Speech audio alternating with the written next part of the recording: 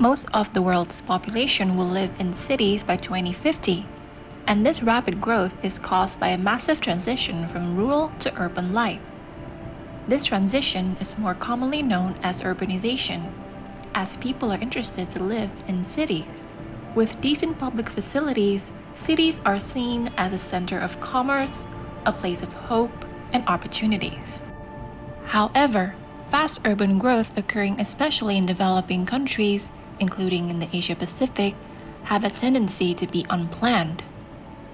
The two combination is hazardous as it puts too many people at risk and creates unnecessary costs and can overburden infrastructure and services.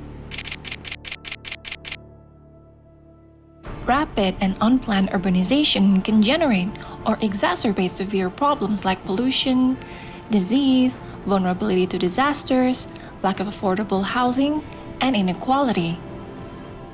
When completely unaddressed, unplanned and rapid urbanization can result in growing number of informal settlements. Closely linked to high population density and poverty, those living in slum areas are at risk of experiencing challenges related to public health.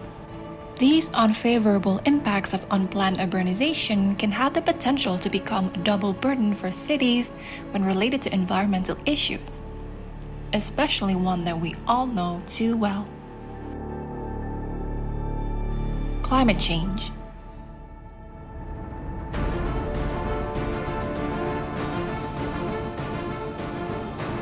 Measured by increasing greenhouse gas levels in the atmosphere, rising temperatures are felt all around the world as a result of unsustainable practices. The impact of climate change is borne differently between rich and poor, women and men, and society refers to where they live have caused inequality to grow.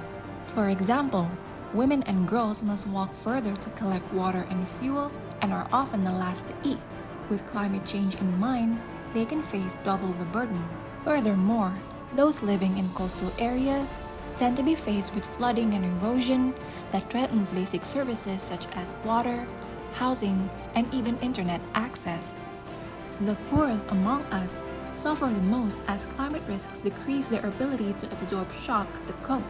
So, we can see that in an urban area, the urban poor, remote groups and communities are the ones most adversely affected by climate change.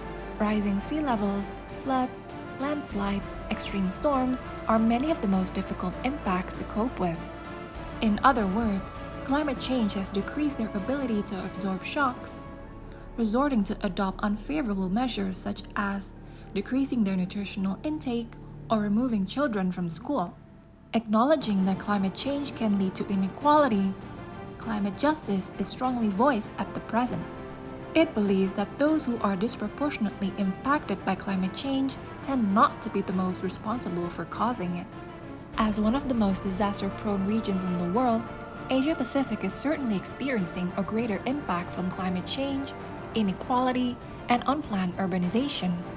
With large, low-lying coastal cities and rising urban populations, the Asia-Pacific region is no stranger to the effects of climate change that come with rapid urbanization. These are rising sea levels, frequent floods, storms and landslides, escalating heat waves and droughts. Facing this situation, city and local governments have to be ready to overcome rapid and unplanned urbanization, as well as climate inequality in the future.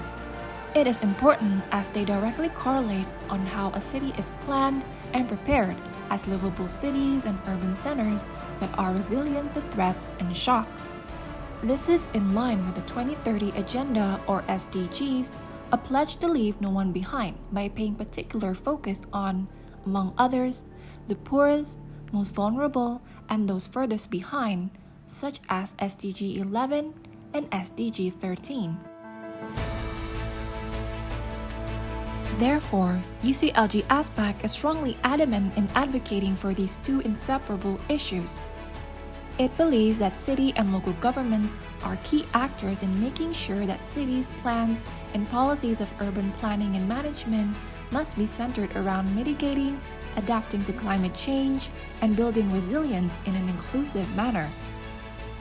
UCLG ASPAC believes that a resilient city is one that can maintain a continuity of services and functions throughout any shocks or stress while protecting and enhancing people's lives.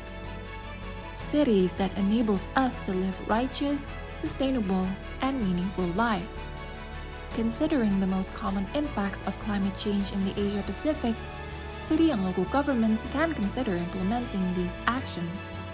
Among others are integrated sustainable transportation and mobility systems, environmental protection and waste management, affordable housing, restorative actions, restoring mangroves, protecting coral reefs, mapping risk areas, raising awareness on natural hazards, early warning systems, water management, diversifying crops, invest in renewable resources.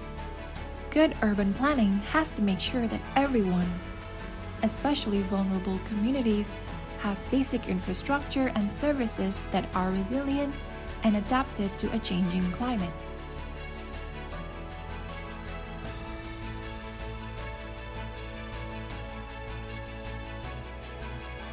Let's create a just, inclusive, and resilient future together.